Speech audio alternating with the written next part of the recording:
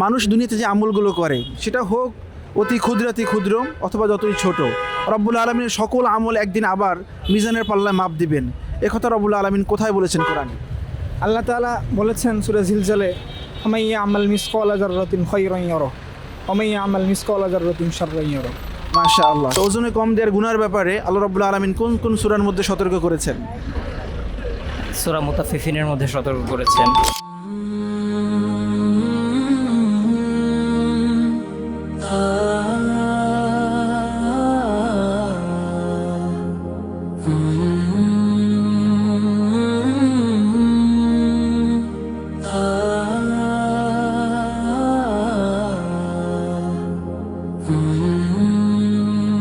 আসসালামু আলাইকুম রহমতুল্লাহি ওয়া বারাকাতুহু। যে দেশের মানুষ 1 কেজি পুঁটি মাছ কিনতে গেলেও বুঝে শুনে কিনে, সেই দেশের মানুষ বোঝাশোনা ছাড়াই দেধারসে কোরআন পড়ে যাচ্ছে। এই যে কোরআন না বুঝার ট্যাবু, এই ট্যাবু ভেঙে দেওয়ার জন্য হাসানা ফাউন্ডেশন আয়োজন করেছে হাসানা কোরআন অলিম্পিয়াড 2026। এই অলিম্পিয়াডের ক্যাম্পেইনের জন্য আজ আমরা এসেছি বাংলাদেশের প্রখ্যাত কওমি মাদ্রাসা জামিয়া ইসলামিয়া দারুল উলুম মাদানিয়া অর্থাৎ যাত্রাবাড়ি বড় মাদ্রাসায়। এখানে আমরা ছাত্র ভাইদের সাথে আজকে কথা বলবো, কোরআনকে বুঝে শুনে অধ্যয়ন করার জন্য তাদেরকে আমরা উৎসাহ প্রদান করব। এখানে আমাদের আশেপাশে অনেক ভাইরা আছেন, আমরা এক ভাইকে একটু ডেকে নিব। আসসালামু আলাইকুম রহমতুল্লাহ। হাসানা আয়োজন করেছে হাসানা কোরআন অলিম্পিয়াড 2026। আপনি কি এ সম্পর্কে কিছু শুনেছেন এখন পর্যন্ত? জি, আমি ডক্টর মিজানুর রহমান আজহারি হাফিজুল্লাহর মাধ্যমে, ওনার ফেসবুকের মাধ্যমে অলরেডি আমি রেজিস্ট্রেশনও করে ফেলেছি ইনশাআল্লাহ। মাশাআল্লাহ মাশাআল্লাহ। আচ্ছা, আপনি যে হাসানা কোরআন অলিম্পিয়াড রেজিস্ট্রেশন করেছেন, মানে কোন আগ্রহের জায়গা থেকে এটা করেছেন আপনি? মূলত আমরা তো বর্তমান চলমান কোরআন নিয়ে পড়ছি। এবছর আমি তাফসির বিভাগে অধ্যয়নরত। সেই হিসাব থেকে আমার আগ থেকেই যে আগ্রহ যে কোরআন অলিম্পিয়াড শুনেছি যে ডক্টর মিজানুর আজহারি উনি সিরাত অলিম্পিয়াডের পরে বলছেন যে আমরা আগত মাহাদুর রমজানুল মোবারকে আমরা কোরআন অলিম্পিয়াড করব। সেটার অপেক্ষায় ছিলাম। যখন উনি পোস্ট করেছেন সাথে সাথে আমি রেজিস্ট্রেশন করে ফেলেছি। আচ্ছা আচ্ছা, মাশাআল্লাহ। তাহলে কোরআন সম্পর্কে আপনাকে আমরা 2টা কোশ্চেন করি ইনশাআল্লাহ। করতে পারেন। জি, আপনি কি বলতে পারবেন আল্লাহ সুবহানাহু ওয়া তাআলা কোরআন নাজিল শেষ করেছেন পূর্ণাঙ্গ কোন সূরার মাধ্যমে? সর্বশেষ যে কোন সূরা নাজিল হয়েছে? পূর্ণাঙ্গ সূরা।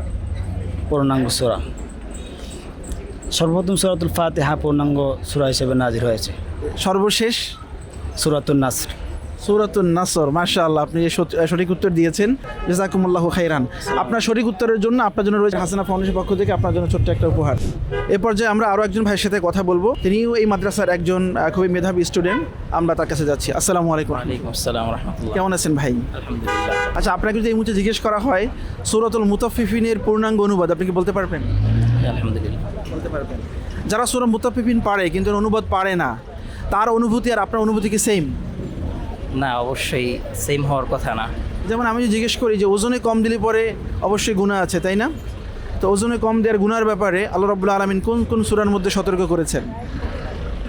সূরা মুতাফফিফিনের মধ্যে সতর্ক করেছেন। এছাড়া কোরআনে তো আরও অনেক সূরা আছে যার মধ্যে ওজনে কম দেওয়ার ব্যাপারে সতর্ক করা হয়েছে।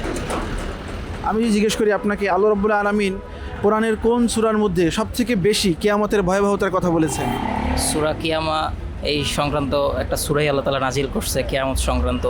এই সূরা ব্যতীত কোরআনে আরও অনেক সূরাই আছে যে কিয়ামত সংক্রান্ত আয়াত আছে। আচ্ছা, মানুষকে কটাক্ষ না করার ব্যাপারে রব্বুল আলামিন কোন সূরার মধ্যে বলেছেন? সূরা আরাআইতাল্লাযী ইউকাযযিবু বিদ্দীন এই সূরার ব্যাপারে, তারপর আলাম নাশরাহ এই সূরার ব্যাপারে। আবার আল্লাহ রাব্বুল আলামিন লা ইয়াসখার কওমুম মিন কওমিন সূরাতুল হুজুরাতের মধ্যে তিনি বলেছেন, তাই না? এই যে আমরা অনেকে আয়াতগুলো জানি কিন্তু আয়াতের মিনিং জানি না, আন্ডারস্ট্যান্ডিংটা বুঝি না। এই না বুঝে যারা পড়ছে তাদের এই না বুঝার ভুলকে ভেঙে দেওয়ার জন্য হাসানা ফাউন্ডেশনের চমৎকার আয়োজন হাসানা কোরআন অলিম্পিয়াড 2026।